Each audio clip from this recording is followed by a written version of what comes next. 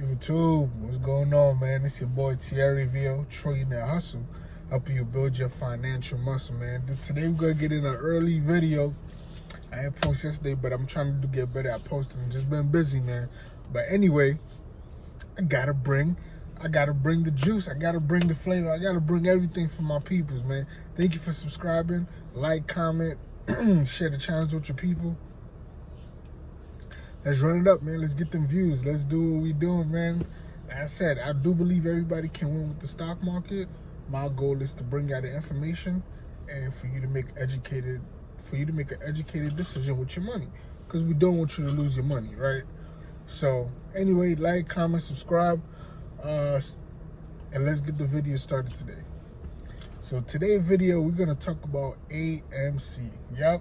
I know everybody been talking about AMC because there's a short squeeze going on with AMC right now.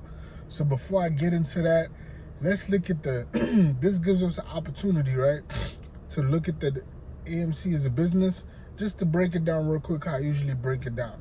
Because I personally think AMC is a horrible business. Horrible. But let's get to it. AMC started in 1920, right? Their whole idea of making money is they have these facilities, movie theaters, where movies get released. You pay $14, $15 to go watch the movie first, or watch the movie before it gets released before it gets released on TV or wherever else they release it for you to watch it whenever you want. But for you to watch a movie when it first premieres, you got to go to a movie theater.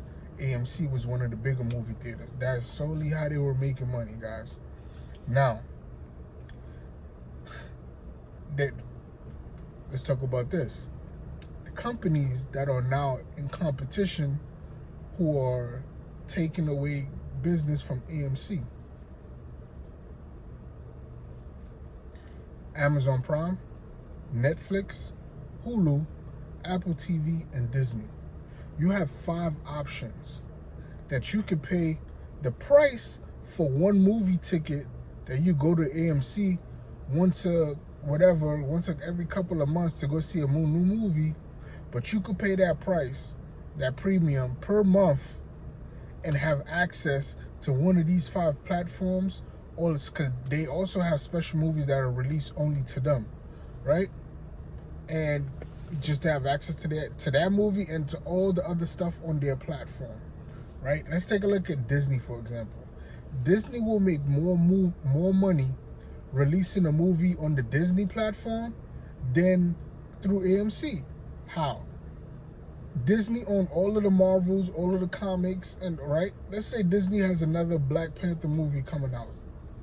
That's usually what Disney do. They make the movie, then they go to AMC to let people see it first. But now, Disney can create the movie, release the movie through solely Disney Plus only, right? That means it's gonna force even everybody who doesn't have Disney Plus to get a Disney Plus subscription to go watch that Black Panther movie. And while you're there, you're going to be browsing out, oh, okay, they don't only have the movie, they have all those other shows and all these other cool stuff. Shoot, for $13.99, shit, I might as well subscribe for the month. That's the third process behind subscription. So these 5 platforms that I've explained, for the same amount of money you pay AMC to go watch a movie, you could pay that per month and have access to way more cool stuff, right? One of the keys to when you're investing in a business, guys, is this business going to be around for 10 years? Is this business going to be around for the future? AMC business model is already completely out of whack because all of these subscription platforms are literally killing their business. Nobody needs to go to the movies no more. You can watch movies from the comfort of your own home and have access to a whole bunch of other stuff on these other platforms, and you don't need the AMC anymore. It just you don't need them anymore. But hey, all right, now here's another key to tell you this is a horrible business, right? Usually a business is either owned by a lot of insiders, meaning the people who work for the company own the business. So they're directly tied to the company growth because their money's tied to the company growth. So that usually gives them a better incentives to work a little harder to make sure the business becomes successful because they have a lot of stock options. Do you know how many people at AMC actually owns AMC stock? 0 0.36%. Less than 1% of the people who work at AMC actually owns the business. They don't care for it. They know it's not gonna be here for the future, and they just getting that cash grab at AMC right now. Nobody cares at AMC really cares to own even the stock. Now, another way, like I said, is either heavily insiders or heavily institution. Usually if it's heavily institutionally owned, that's because a lot of those hedge funds or whatever, like groups, investment accounts, right? A lot of those will own a company that has consistently created a return, because having a lot of those companies that are consistently creating a good return per year helps me average out some of the bad companies I'm going to invest in that are not necessarily giving me a great return, right? So usually a company that's owned by a lot of institutions is because they have a good track record of consistently bringing back a great return. Now, how many institutions do you think own AMC? 23%. Guys, nobody.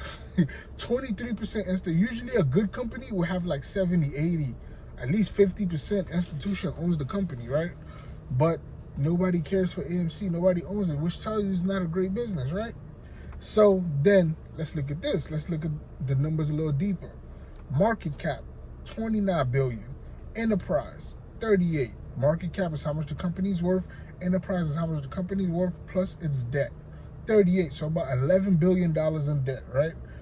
But this is the cold part. It's not even about the revenue it's not even about the debt, because you got to have a way to pay the debt, or you got to see the money coming in for the debt. If you owe $11.5 billion in debt, and last year you only made $440 million, like, dude, you are so much in the hole. It's gonna be crazy how you gonna plan on getting out this debt. The only way you can probably get out this debt is by getting into more debt, and eventually you gotta pay the piper for that debt. You gotta eventually pay up. They have $800 million in the bank, $813 million in the bank, less than $1 billion, but yet your debt is 10 times how much money you have in the bank. I'm done with the numbers. Like, the numbers speak for itself, man. It's like, bruh, they have so much debt. Like, nobody owns the company. Like, it's just a really company that was dying slowly, and people choose to short squeeze the company. Now, what I want you guys to understand, especially my beginning investors, when rich people are playing around and pissing away money, man, stay out the fight. You don't got the money to do the same thing they doing. This only for our beginning investors. Now, if you're a seasoned investor, you option trading, get that money. You go get that money, young blood. I'm not currently option trading right now, so I can't give any advice on option trading, but there are people who are great at option trading who are making a lot of money when stuff gets short squeezed or stuff go up really fast. They got to come back down really fast. So if you know how to play that game and you know how to buy them option contracts, hey, by all means, man, get that money. But for my beginners, please don't do it. Do not try to buy AMC thinking you're going to strike it rich. First of all, it's already too late. You should have owned AMC if you were going to make some money, probably back when it was worth like $5, $10, $12 a share. Because right now, it was currently at the time making this video, it was currently going at 44. And then you take your profit and then you just chill. But right now, usually when we all are finding out about it and it's already at 300-400%, it's too late to get in the game. Somebody's going to get left holding that bag. I just don't want it to be you. So what usually happens in the short school, when I say big boys are playing with their money to stay out, right? Let's say a company is short squeezing a company. I'm putting the most easiest form I can. A company is betting AMC's going out of business. They have $200 million betting that AMC's going out of business. Now, this is a hedge fund. Another hedge fund from across the street said, so they're betting $200 million that AMC's going out of business? Okay, but we have $10 billion under management. Let's spend $1 billion to make sure AMC don't go out of business, so that company over there can lose $200 million. That's basically what's going on, right? They're willing to spend $1 billion to take that company out of business, because what's going to happen naturally? When that company who spent $200 million loses their money because AMC didn't go out of business in the time that it should have went out of business for them to make money, the company that's who have $10 billion under management, they're now going to recruit all of that company that had spent the $200 million to become their customers, to come bring their money over to them. That's all it is, man. That's just the game right there. Now, a lot of more stuff go into it, but I'm just trying to give it to you in a very basic way that you can understand what is going on when somebody's short squeezing and when somebody's saying hold the line, or they don't want the short squeeze, when they don't want the options to go through for the other company in order for them to make money, right?